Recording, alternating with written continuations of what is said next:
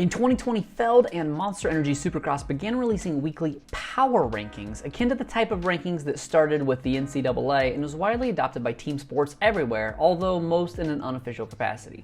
Despite Feld's claims that these rankings were from industry insiders, the 2021 preseason rankings have pretty much the entire internet scratching their heads, even the same insiders that are expected to be part of the poll.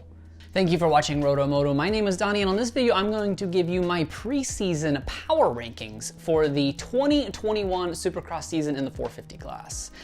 You might not realize it, but this was actually a lot harder than you think, but I thought it was time for me to put my money where my mouth is. The 5 returning factory teams are fielding a grand total of 12 riders, not even counting the newly formed TLD Gas Factory team that will be led by Justin Barcia. Add in the Rocky Mountain KTM team and the Moto Concepts Honda team, and that quickly balloons up to 19 riders on factory level equipment. Throw in 2018 Daytona race winner Justin Brayton on the newly minted Muck-Off team, and that is 20 riders right there. Now cut those in half before we even start. If this is your first time watching Rotomoto, please consider hitting the subscribe button right below the video. If you want, tick the bell, I don't know. And if you're interested in supporting the channel, check the rabble down below that even more for a link to our Patreon and our brand new merch store that has items such as t-shirts, hoodies, hats, beanies, and even a freaking book bag. All right, let's get to the reason you're all really here. My 450 top 10 power rankings, starting at 10, counting backwards, like all good YouTubers do.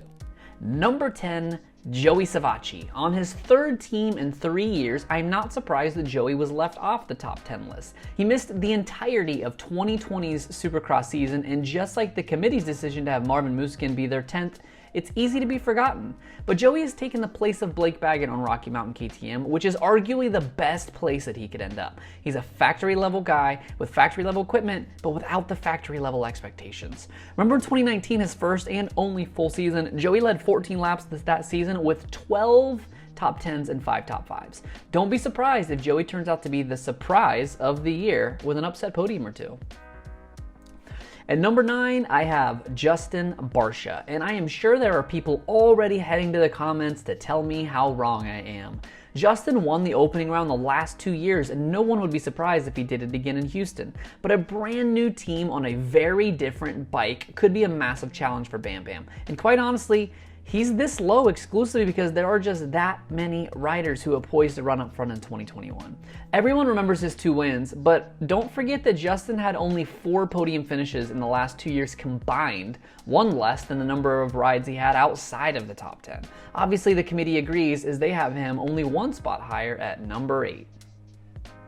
But my number 8 actually goes to the 2018 Supercross champion Jason Anderson. And I'm not saying Anderson is going to finish 8th in the series. That might just be absurd. There are just that many guys who are going to be dicing for podiums and top 5s this season, and being just a little bit off your game will lead you to be the bottom end of the top 10. Jason finished 2020 4th overall after missing most of 2019 with an injury and was a consistent title threat. But with 3 hotshot rookies joining the fray, coupled with the imminent growth of riders like Osborne and Cianciarulo, and the return of Savatyuk and Musquin, I expect to see Anderson outside of the top 5 more often because of it. Speaking of hotshot rookies, number 7 goes to Honda HRC's Chase Sexton, making his Supercross debut. The 2-time 250 East champion made his 450 debut in the most recent outdoor championship, where he finished 5th overall, even winning the season finale with a 3-1 score. Chase is poised to be the youngest full-time factory rider in the Premier class in some time at just 21 years of age. In his 3 years of 250 competition, he never looked like the absolute fastest guy on the track, but his effortless riding style is consistent, and he's one of the most mistake-free riders on the gate, even at such a young age. I see a little Ryan Dungey in Chase, and I would not be surprised if he ends up the enduring face of the sport. The returning Marvin Musquin finds himself at number 6 after missing the entire 2020 SX season with a knee injury. I'll be the first to admit I was a little weary of Marv after his return to pro motocross after his injury, as he's now over 30 with a bum knee. But Marv proved he still belongs, finishing 4th in the outdoors with a moto win and 3 podium finishes. Somehow the committee put Marv at number 10 as if they forgot about the fact that he finished top 3 in points in his last 3 seasons indoor and 4 of his last 5 outdoor. I expect to see Marv right back to form with 3 races in Indy, a place that he has dominated the last few years, to finish much higher than even the 6th that I gave him. Number 5 might be the most controversial, but I have factory Honda's Ken Roczen. Just like with Anderson, this is not a prediction that Roczen will finish 5th in points, but more that there are 4 guys I think have a better shot at the title than he. Ken finally came back to Supercross form in 2020, winning 4 races and finishing just 5 points shy of 2nd in the championship. But the thing that really holds him back is his health, whether it be his arm injury from 2017, or the Epstein-Barr, or Lyme in the mud, or shingles, whatever it is, there are just too many rounds in the last 3 seasons that Kenny just doesn't look himself. Could he be the 2021 champion? Sure, but I wouldn't take that bet. Number 4 is the first of 2 monster Kawasaki riders in the top 4. Adam Cianciarulo, AC9, showed flashes of brilliance in his rookie season, but made just far too many mistakes to be a serious threat.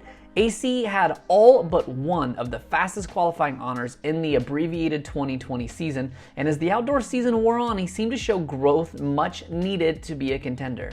I wouldn't be that surprised if AC ends the season missing a few rounds, but I also wouldn't be surprised if he puts everything together and wins 10 races and maybe even the championship. Number 3 is Red Bull KTM's Cooper Webb, the 2019 Supercross champion. Cooper showed great resilience in the face of adversity last season, finishing the season strong even after a crash and hard landing directly onto the concrete in what looked like a total season ender.